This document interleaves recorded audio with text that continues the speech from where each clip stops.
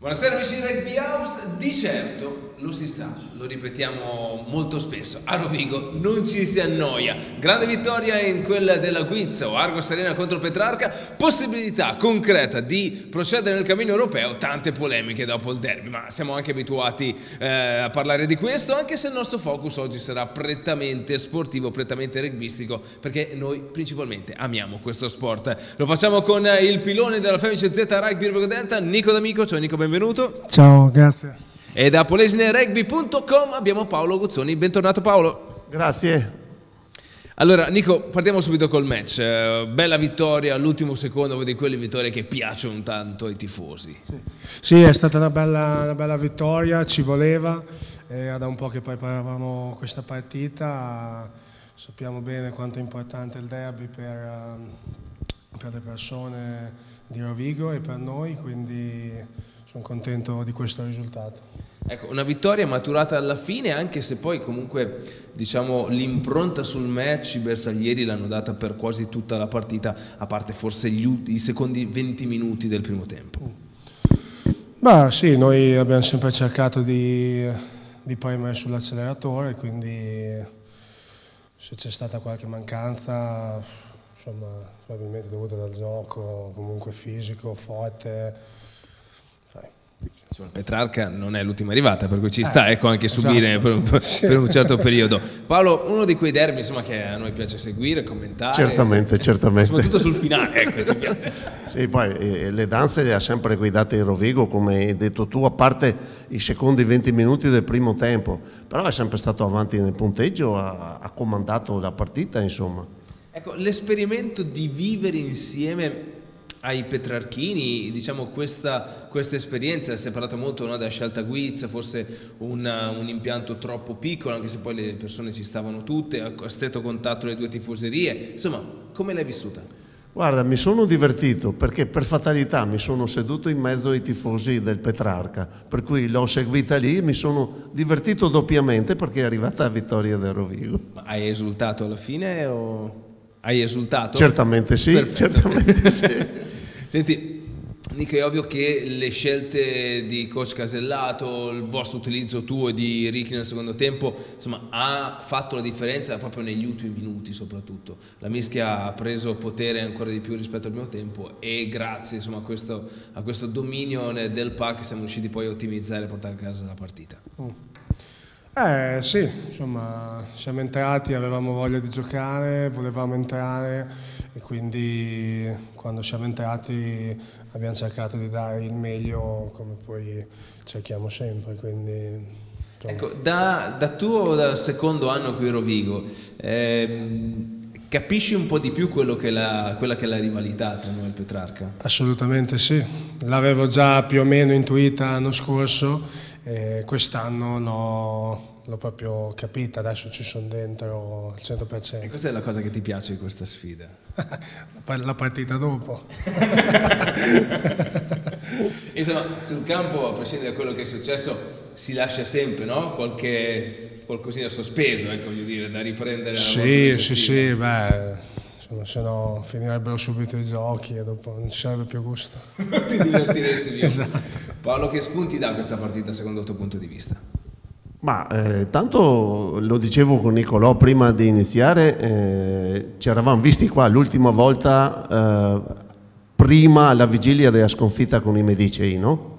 E poi la squadra ha inanellato una serie di prestazioni, una migliore dell'altra, a parte la sera quel pomeriggio grigio contro il Valsugana al plebiscito. Poi la squadra è cresciuta enormemente e sabato con Petrarca ha confermato una crescita complessiva.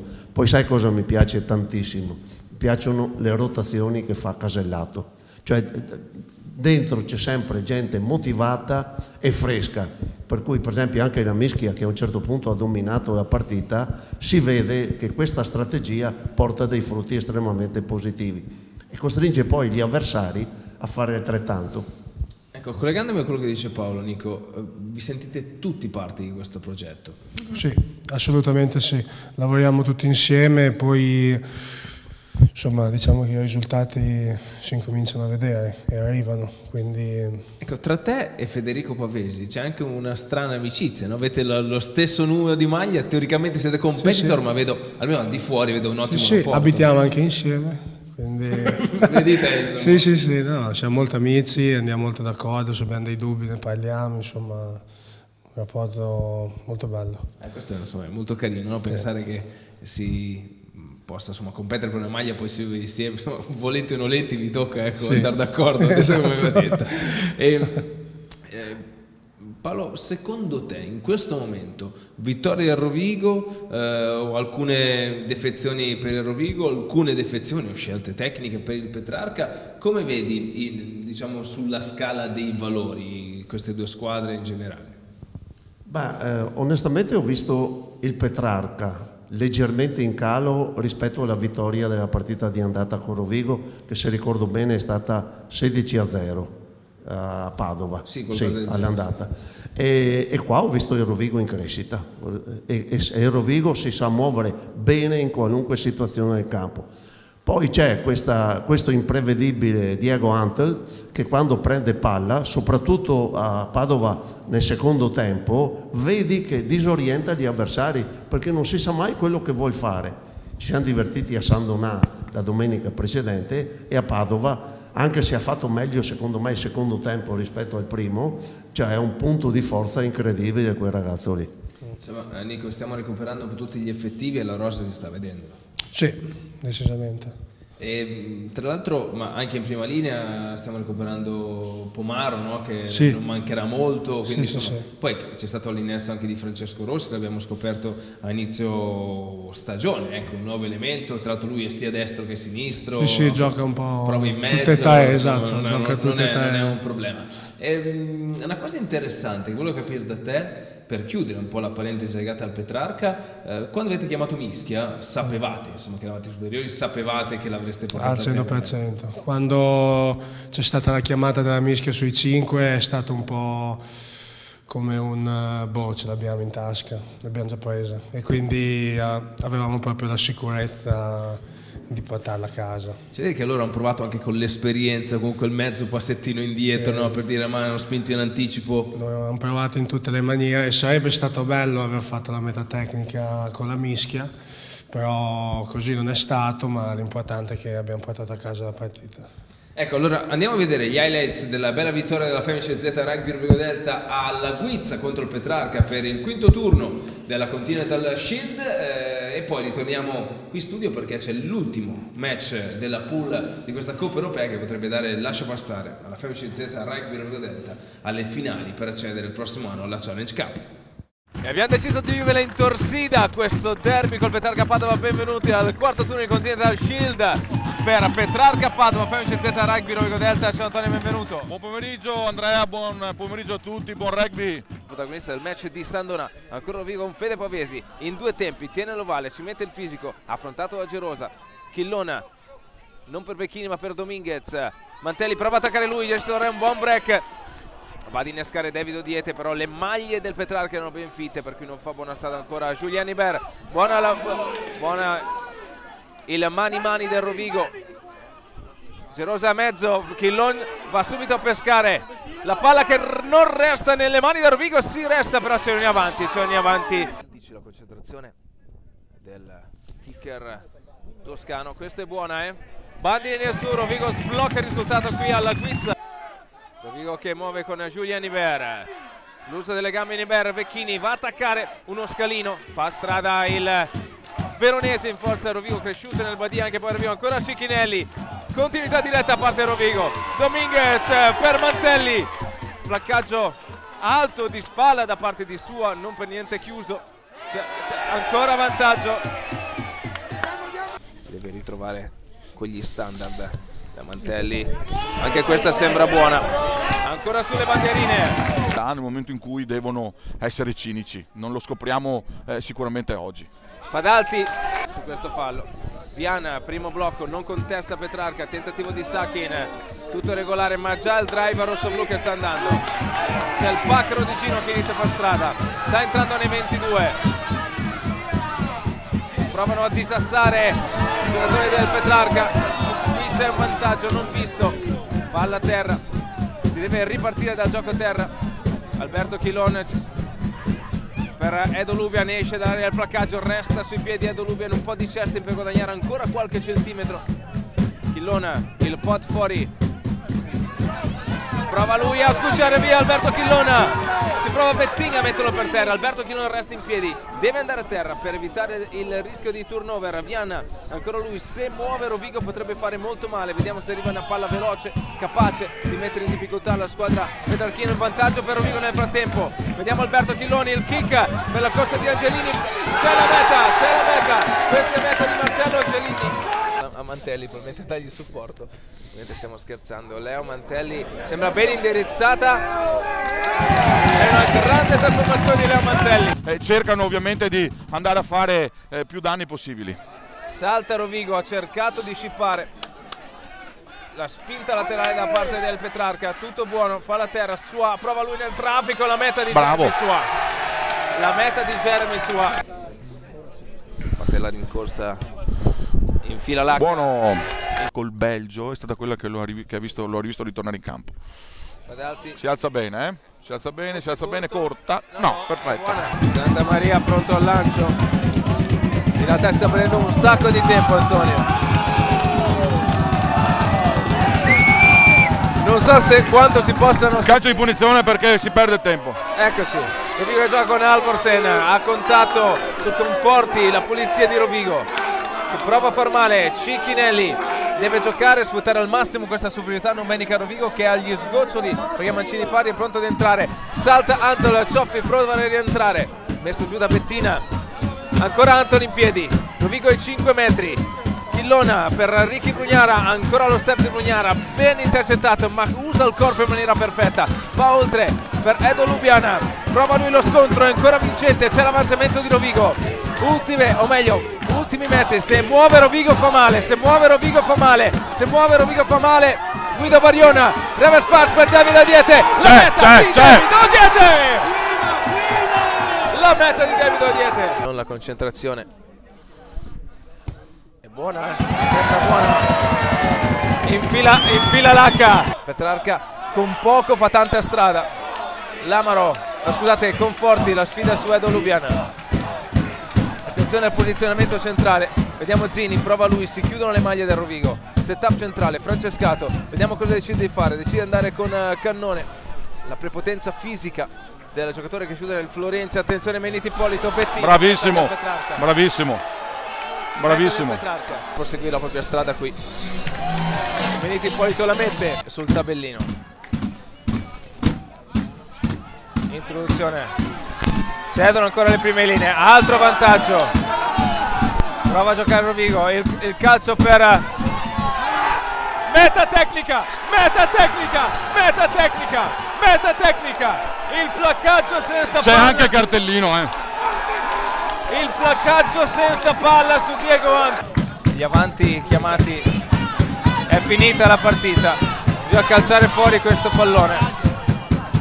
Presenti in tribuna stampa, Alberto calcia fuori questo pallone e finisce la partita con la Femmina Rugby Rovigo Delta, che va probabilmente avanti in Coppa Europa con la vittoria qui sul campo del Petrarca Padova, con la meta all'ultimo istante. Rovigo che ritorna vincitore da Padova e adesso la grande possibilità, vincendo a Waterloo, quindi non tanto Bruxelles ma Waterloo, insomma lì vicino ovviamente, contro i Barbarians del Belgio, la possibilità di continuare questo percorso che, se appunto continuasse, farà sfidare la squadra di Rovigo contro la prima in classifica dell'altro girone. Diciamo che la sfida è molto semplice: o Calvisano o Tbilisi. Calvisano andrà a Roma con le fiamme a giocarsi le ultime chance, in caso di vittoria sarà sfida Rovigo-Calvisano, tanto per cambiare. Questa sfida europea comunque ha un suo fascino, Nico, o no? Assolutamente, cavolo. A me piacerebbe tantissimo riuscire ad andare a giocare con i ragazzi così in Europa, insomma, sono sempre dei bei posti, non ci vai a giocare tutti i giorni. Insomma, da Modena, da Bologna, arrivare a giocare in certi stadi è lunga, Da dove abito io, da Vergato sicuramente, andare a giocare in Europa, cavolo. Una bella soddisfazione. Un bel po'. Allora, vedremo quello che sarà il risultato. Paolo, è vero che noi però a Bruxelles abbiamo dato 60 punti qui in casa, dobbiamo vincere. Sì, bisogna vincere, meglio stravincere come abbiamo fatto qui in casa e andare avanti, e vedere di arrivare, tanto arrivare primi certamente, poi andare a fare la sfida, come dici te, probabilmente con il Calvisano.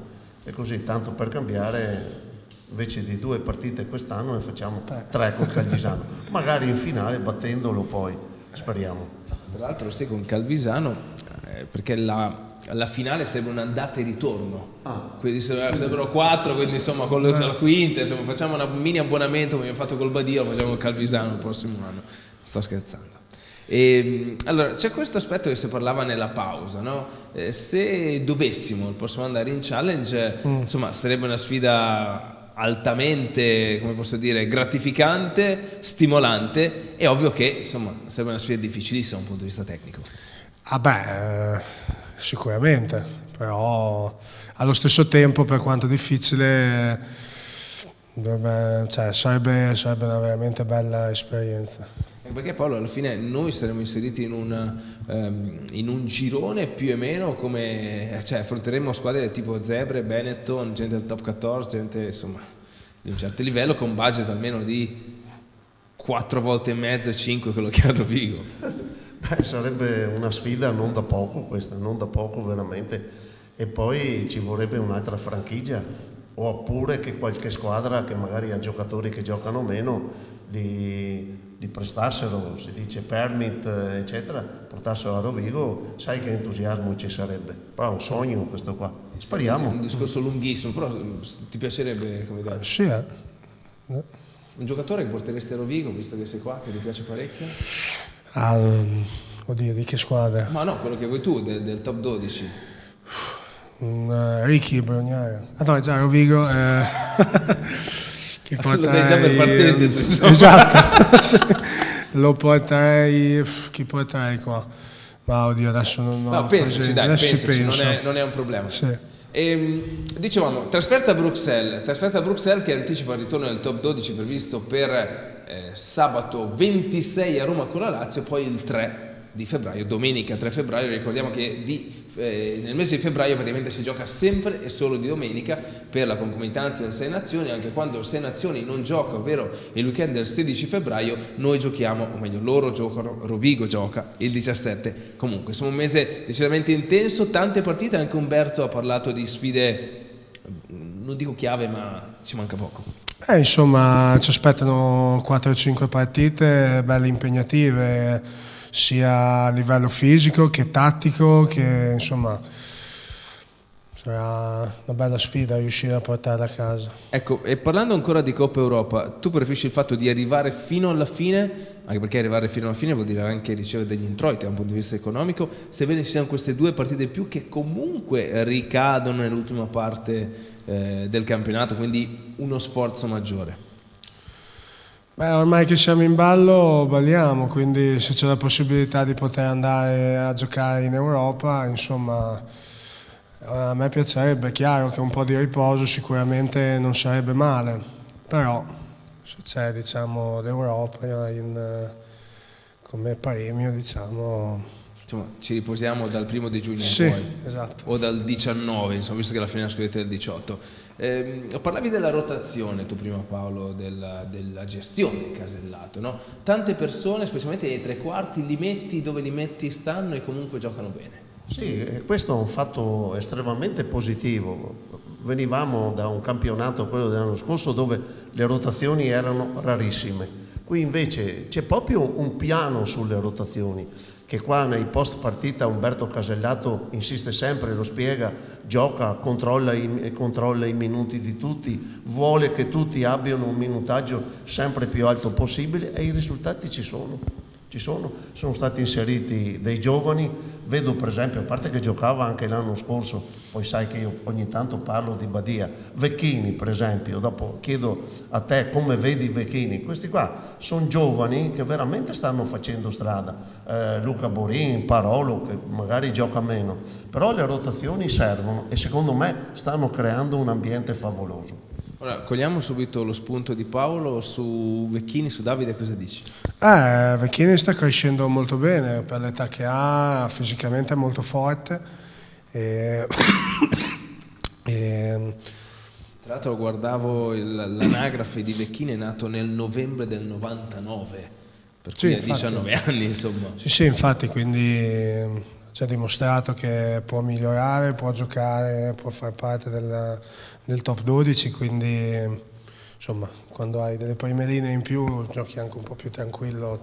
Certo, sempre per il discorso del minutaggio che per voi è usurante, ovviamente. Sì. Ci pensavo in questi giorni, Paolo, e soprattutto dopo quello che è successo, diciamo, alla Guizza, no? Sia da un punto di vista sportivo che extrasportivo. Umberto Naglio cosa avrebbe detto? Ma Umberto Naglio non lo so, perché lui era, non sapevamo mai quello che avrebbe scritto. Lui era eternamente pungente, però è sempre stato un uomo di una trasparenza incredibile, incredibile. Tieni conto che quello che è successo, nessuno ha capito il rosso, ti riferissi al rosso a Umberto, no? Nessuno ha capito dalla tribuna. E sì, ero seduto vicino a Celon, l'ex capo degli arbitri, per cui sì, cioè, un personaggio che di queste cose ne mastica molte, nessuno ha capito. L'ho imparato, giustamente l'ho apprezzato molto quando ieri sera dall'ufficio stampa, sabato sera dall'ufficio stampa del Rovigo, sono arrivate le dichiarazioni, le scuse di Umberto, eccetera. E per me è un capitolo chiuso e ha fatto bene ad affrontarla subito e decisamente in quel modo lì, insomma. Se ne è parlato tanto, troppo, forse anche un po' a dismisura. Ma ti dico, onestamente l'ho seguita poco, perché penso che a lui è sfuggita un'affermazione. Girava la battuta che il mediano di Mischia del Petrarca avesse sputato contro uno dei giocatori del Rovigo. Questa è una delle voci che ho raccolto, però... No, non è al mediano di Mischia. No, allora, lo sputo è di Acosta, sì. È sua, entra praticamente scusami, SmackDown in maniera scomposta. Sì, è andato un placcaggio alto. Sì, poi c'è anche un altro episodio, visto che ci siamo, quando c'è il placcaggio alto a Vian, Sua si rivolge verso il nostro massaggiatore in maniera non troppo ortodossa. Però insomma questi sono spunti, ecco, giusto, se tanto voglio dire, le immagini sono online, tutte potete confrontare, ma insomma tutto si conclude lì. Umberto, a me manca molto Umberto, devo essere onesto, perché comunque era sempre la voce fuori dal coro, apprezzabile o meno, come dicevi tu, era trasparente. Tra l'altro i due Umberti erano anche molto amici, forse per questa trasparenza, no? Che andavano d'accordo, però insomma è una figura che secondo me manca nel nostro movimento parecchio, giusto per il suo essere al di fuori degli schemi. Mancano le pagelle, immagino. Ma a me manca Umberto, nel senso, col suo sparare, che magari sparava in alto perché voleva toccare altre cose, poi poteva essere più o meno condivisibile, però era sempre un po', diciamo, fuori dal coro. E serve sempre qualcuno fuori dal coro, questo senza ombra di dubbio. Come sempre capita, ad ogni puntata c'è l'ospite, e l'ospite insomma è protagonista delle vostre domande, delle vostre richieste sui social ufficiali della FMCZ Rugby Rovigo Delta. E diciamo, Nico, io non sono mai arrivate così tante domande come con te, avrai qualche ascendente particolare. E il primo a scrivere è un ex capitano rossoblu, Edo Ruffolo, e dice: ciao Nico, qual è il segreto per avere le gambe grosse? Visto che insomma Edo non è che abbondasse di quadricipiti. No, lui mi ha sempre invidiato, abbiamo cercato anche un po' di lavorare insieme, ma lui non ci è riuscito ad aumentare. Poi però sì, con genetica. C'è niente da fare. Genetica. Lui ha il ciuffo, tu no, tu esatto, hai le gambe, lui no, insomma, per la par condicio ci sta. Esatto. Tra l'altro so che Edo non manca molto il suo rientro, per cui insomma in bocca al lupo. Marco Venturelli, ok. Nico D'Amico, ci racconti cosa è successo al Multa Day di qualche anno fa nelle docce del campeggio con Davide Utini? È successo che eravamo in questo camping, adesso non mi ricordo se eravamo in riviera, insomma, nella nostra riviera, e insomma, ero andato in bagno, c'era una porta un po' bloccata e io avevo sbloccato la porta, solo che dietro, dall'altra parte della porta, c'era proprio Davide Utini. Quindi era chiusa, non è che fosse bloccata? Io non mi ricordo se io avevo dato un tirone forte o l'avevo spinta per chiuderla, insomma, non mi ricordo bene la vicenda. Fatto sta che gli arrivò dritta nell'occhio e gli misero dei punti, insomma. Ok, più pericoloso in campeggio che in campo. Ricky Brugnare, è vero Nico D'Amico che stai, oltre che intraprendendo una dieta vegana, anche uno stile di vita da crossfitter? No, beh, i ragazzi mi prendono in giro perché sanno che a me piace particolarmente la palestra, meno il crossfit, quindi mi prendono tutti in giro. Diego Antol, vorrei sapere com'è la tua dieta. Una dieta bilanciata di carboidrati, proteine e grassi. Semplice, no? Paolo Zambello. Nico, premesso che tu e Riccardo siete una delle migliori coppie di piloni del torneo, volevo chiederti qual è il pilone del top 12 che fin qui hai incontrato che più ti ha messo in difficoltà? Beh, intanto volevo ringraziare a Paolo per questo complimento. Poi ti dico, la mischia è un lavoro di squadra, quindi non ti posso dire l'individuale. Sicuramente una mischia forte che abbiamo avuto qualche problema quest'anno è stata il Mogliano, quindi sono ansioso di tornare a Mogliano e vedere se abbiamo lavorato per essere meglio di loro. Andrea Gerli, ciao Nico, sono un tuo grande fan. Ci racconti quella volta che sei andato a pesca di tonni a Genova? Sono andato con lui, altri due ragazzi avevano fatto una battuta di pesca al tonno, che poi Andrea è un pescatore per modo di dire, perché lui mi ha sempre promesso dei gran tonni ma non abbiamo mai preso neanche uno. Quindi erano belli i giri in barca perché mi faceva fare dei bei giretti, però come pesce, insomma, qualche acciughina. Fatto sta che caddi in acqua durante questa gara di pesca alle 9 o alle 10 della mattina, quindi patii un freddo della Madonna perché dovevo arrivare fino alle 5 del pomeriggio. Quindi era l'epoca del CUS, immagino, no? Sì. Poi un amico che salutiamo, ciao Ivan Barani, un ex rosso-blu, dice ciao Nico D'Amico, è vero che hai deciso di smettere di allenare le braccia in palestra e intraprendere una dieta vegana? Anche lui la mena questa vegana. Esatto, c'erano tutti con me perché anche Ivan è invidioso che io sono un po' più grosso di lui. No, scherzo. Mi prendono un po' in mezzo perché io, insomma, quando mangio e allora... Non è che stai lì. E quindi... Mi ricordo lo sponsor day l'anno scorso che infatti resta impressionato. Poi Giacomo Michele, parigino. Ciao Nico, sì. La mia domanda, lo conosci? Sì, è okay. uno... Ciao Nico, la mia domanda è forse più adatta ai selezionatori delle franchigie della nazionale. Dopo che sei stato inserito nel miglior 15 dello scorso campionato, non capisco perché ancora non sei stato chiamato a giocare con una delle franchigie in nazionale. Dico questo perché seguo il rugby ed ho notato che vengono chiamati ragazzi meno, a suo parere, forti in mischia chiusa e meno veloci di te. Ti vedo giocare e la costanza di alto livello che dai ogni partita dovrebbe aprire gli occhi a qualcuno più di me. In bocca al lupo e continua sempre così. Insomma... È un commento potente, cioè nel senso mi fa molto onore, ringrazio anche Michele. Sinceramente non so rispondere a questa domanda, io cerco ogni partita di fare il meglio che posso e poi se sarà, si vedrà. E Francesca Marcato, ciao Nico D'Amico, com'è nata la tua voglia di giocare a rugby e raggiungere questi livelli? È stato un po' tutto un susseguirsi di cose che ha fatto sì che io arrivassi qui. Io ho iniziato a giocare quasi per scherzo, perché ero un ragazzo un po' vivace una decina d'anni fa. Quindi mi sono avvicinato alla prima squadra proprio di Michele, lì a Porretta, e da lì è stato tutto un crescendo. Un crescendo, esatto. Un crescendo. Allora, io ti faccio una domanda personale, non ho sito su Facebook e te la posso fare. Dimmi. Com'è giocare a rugby sapendo che tuo papà ti fotografa ogni volta? Ah, è pazzesco. Lui è il tifoso numero uno, quindi averlo sempre lì comunque che mi sostiene come ha sempre fatto anche negli anni e portarmi avanti e indietro, insomma è tanta roba, sono fortunato. Che tra l'altro c'è l'abbinata Pino D'Amico insieme al papà di Matteo Canali quest'anno, per cui abbiamo foto sono on fire, sono on fire.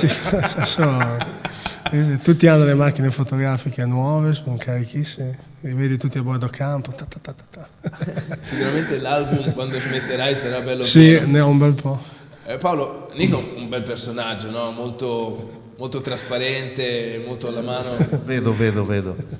Allora, parentesi breve che non abbiamo toccato l'altra volta ma che voglio toccare stavolta. Bellissimo campionato del Badia, tu segui il Badia? Seguo il Badia. Valpolicella battuto domenica 27-7. C'era un po' di tensione, un po' di preoccupazione perché contro il Petrarca il 23 dicembre il Badia non ha giocato bene, non ci ha messo carattere, e domenica contro il Valpolicella ha tirato fuori il carattere contro la terza in classifica, che non è roba da poco. Tra l'altro sono tutte lì Adesso sono tutte lì, le due Colorno e Noceto vanno per la loro strada, mentre Badia potrebbe ancora risalire. Intanto domenica ha guadagnato una posizione sul Petrarca, quindi era sceso al settimo e è tornata al sesto posto, ma secondo me potrebbe andare avanti ancora, insomma. Perché con Paese, adesso non ricordo bene la classifica, ma sono un po' tutte lì, sono nel giro di 2 o 3 punti, potrebbe essere terzo, insomma, al Badia. Ah, quindi, certamente. Quindi è un bellissimo campionato, e complimenti ai ragazzi, ad Ale Lodi, tutto lo staff, insomma. Domenica ci ha messo proprio carattere. E rivolto a Nicolò, io ti faccio un invito. Domenica ha debuttato un ragazzino, non ha ancora 18 anni, li compirà a febbraio, ha debuttato come mediano di Mischia, ormai a risultato praticamente acquisito, e l'hanno tenuto a battesimo il tuo capitano Matteo, Guido Barion e anche Edoardo Lubia. La prossima volta, siccome Alessandro Lodi ha promesso altri debutti, tu vieni giù col tuo capitano e vieni a farti la fotografia ricordo per questi ragazzi, ricordando che poi Vecchini è partito da Badia ma ha incominciato tardi a giocare a rugby, è venuto da Legnago e poi è passato a Rovigo con la vecchia, come si chiamava quel progetto? Sì, con quel progetto qua è venuto anche Parolo, eccetera, insomma. Quindi ti aspettiamo a Badia. Va bene. Ecco, ti sei già impegnato una domenica, non questa perché comunque sei in Belgio, quindi insomma non possiamo fare diversamente. Beh, vengo alla prossima, dai. La prossima a Badia ci sono. Perfetto. Sono fatte le promesse, Nico è uno che mantiene, garantisco, non potete dire al contrario ovviamente. Non sappiamo ancora dirvi se sabato ci sarà la diretta streaming, è un qualcosa che stiamo verificando, sicuramente potrete rivedere la partita di Bruxelles nei vari spazi su TV7 News dedicati a Rugby Rovigo, ovvero Rugby House giovedì alle 21 e la partita il martedì sempre alle 21, per cui martedì prossimo sicuro la partita potrete vederla, magari si può vedere anche in streaming se riusciamo a intercettare il segnale. Nico, grazie di essere passato, essere venuto a trovarci. Grazie a te Andrea, è sempre un piacere. Paolo, quando vuoi noi siamo qui. Grazie, è stato un piacere tornare, adesso vedremo se inanellate un'altra serie estremamente positiva, perché il primo posto è lì. L'obiettivo è quello, quindi faremo del nostro meglio. Ci siamo lasciati senza pressioni, il primo posto è lì, a Rovigo, non ci si annoia mai. Europa. Buonanotte.